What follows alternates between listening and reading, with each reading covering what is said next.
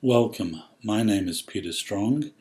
I'm a professional psychotherapist specializing in Buddhist psychotherapy and specifically mindfulness therapy, which I offer via Skype for the treatment of anxiety and depression and for addictions and for help with many other psychological problems using the very well respected and well-tested methods of mindfulness therapy.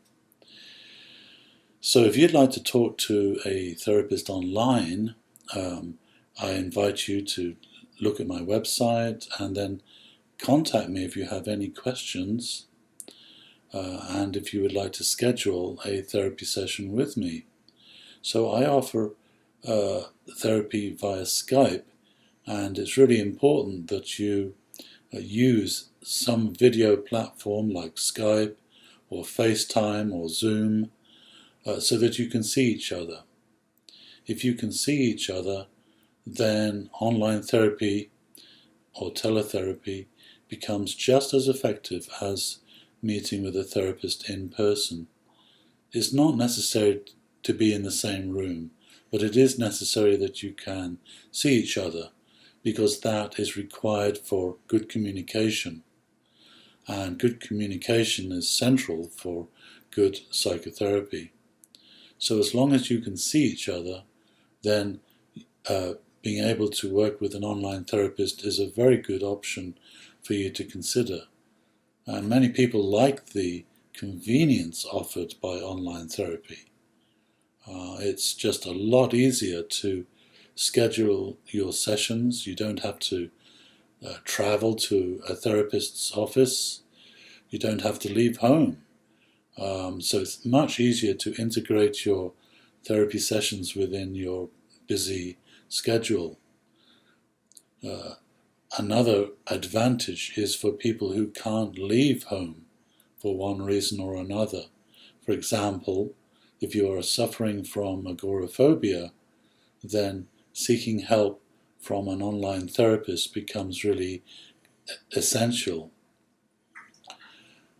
If you're suffering from a driving anxiety disorder, a phobia around driving, then also being able to talk to a therapist online is an excellent option to help you work with your anxiety and depression, and also to work with your driving anxiety specifically.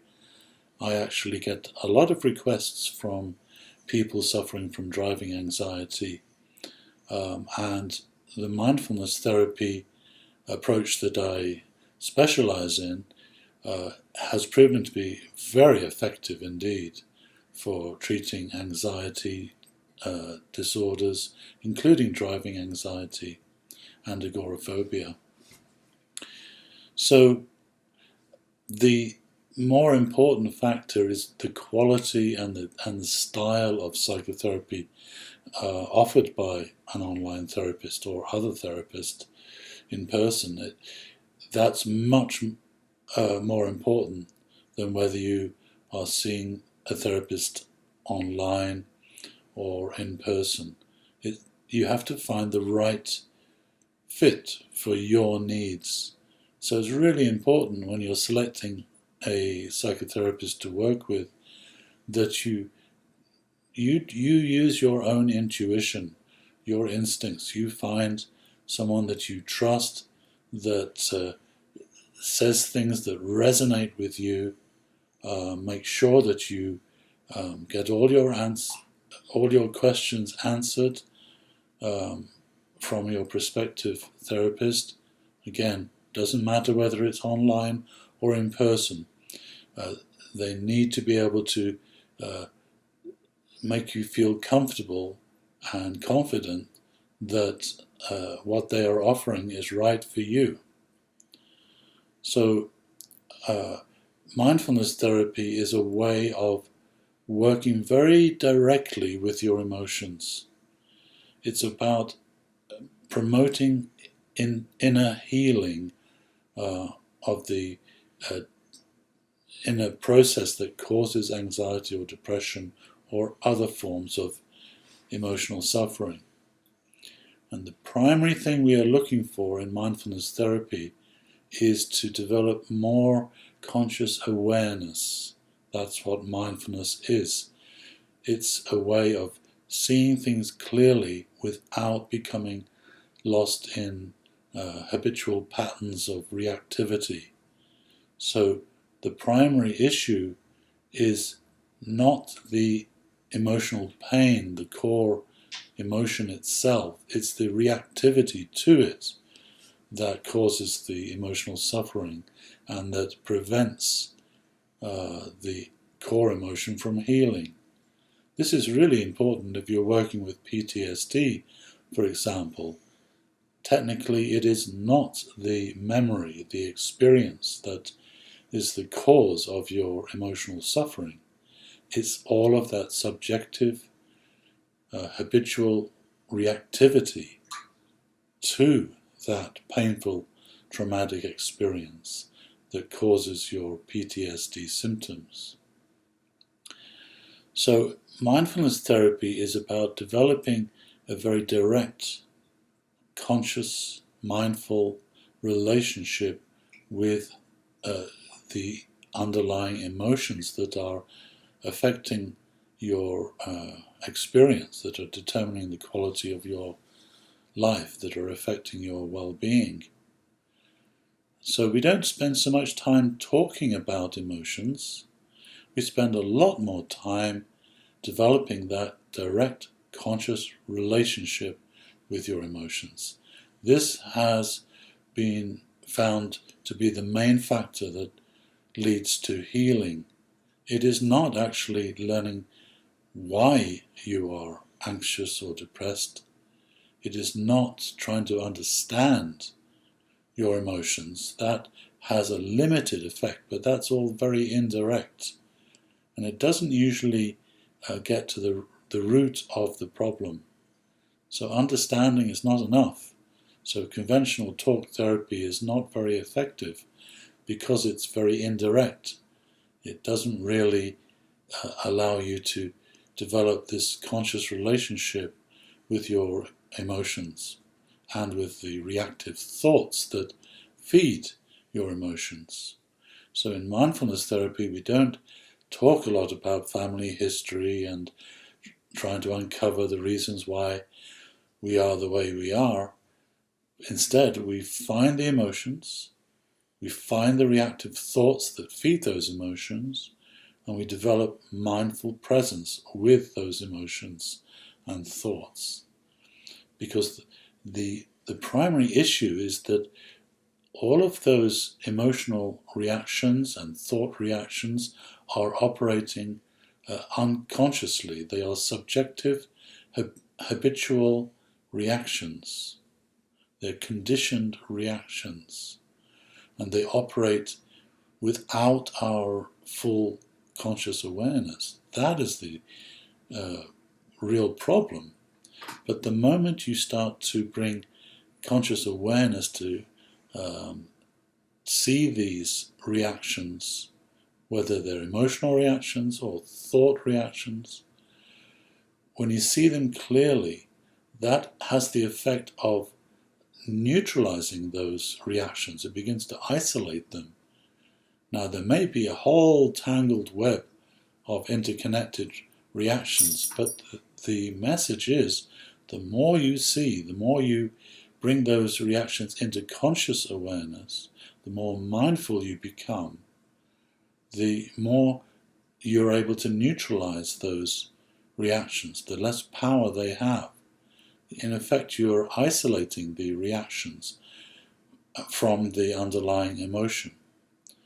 You're cutting off the fuel source that feeds the underlying anxiety or depression or traumatic suffering. So you have to develop this consciousness to see all of the different unseen reactions that are the real cause of your suffering. The more you see, the freer you become. The more you see, the faster emotional suffering heals. And emotional suffering will typically heal itself. It doesn't need you to understand it. What it needs you to do is stop feeding it with that reactivity. And if you stop feeding it, it will resume a natural path of healing. It's rather like your relationship to a physical wound.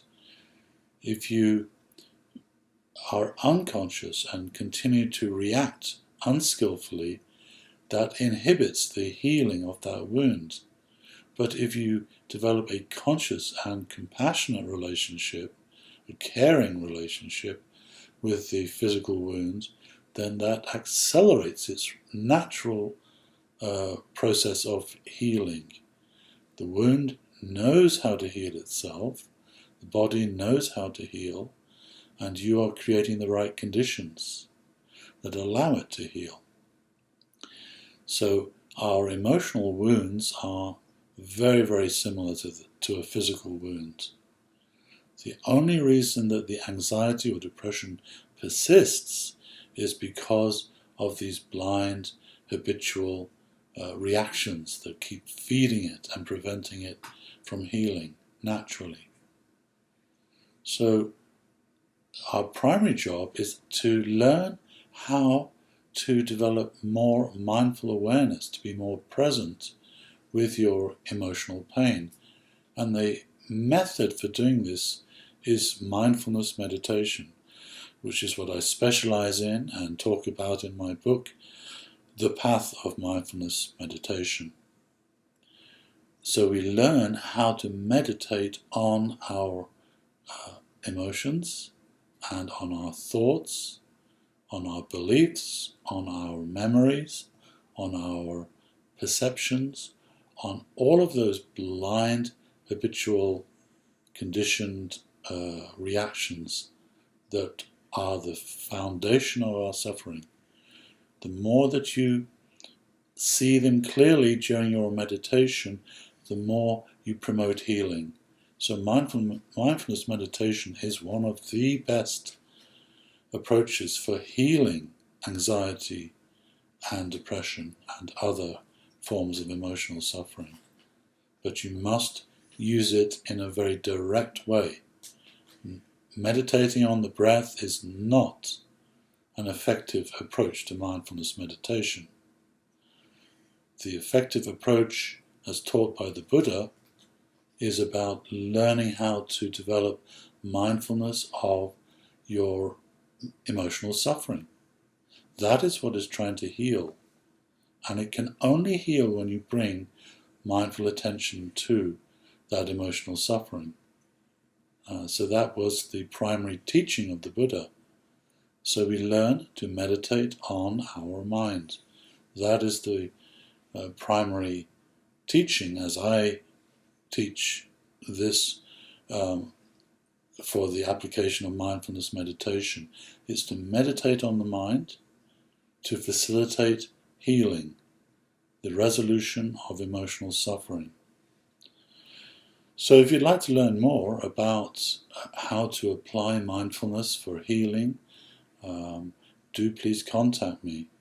And if you like the idea of being able to talk to a therapist online using Skype, then please reach out to me and let's schedule a Skype therapy session.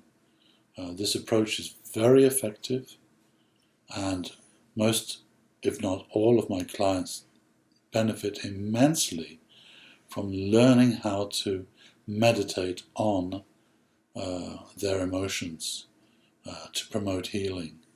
And that can be very specific emotions like agoraphobia and driving anxiety, and working with emotional trauma, and also working with intrusive thoughts and intrusive memories. These are also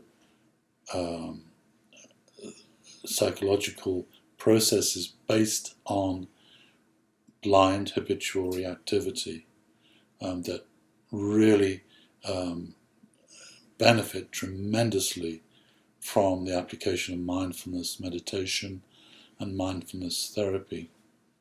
So please contact me if this interests you, and let's schedule a Skype therapy session. Thank you.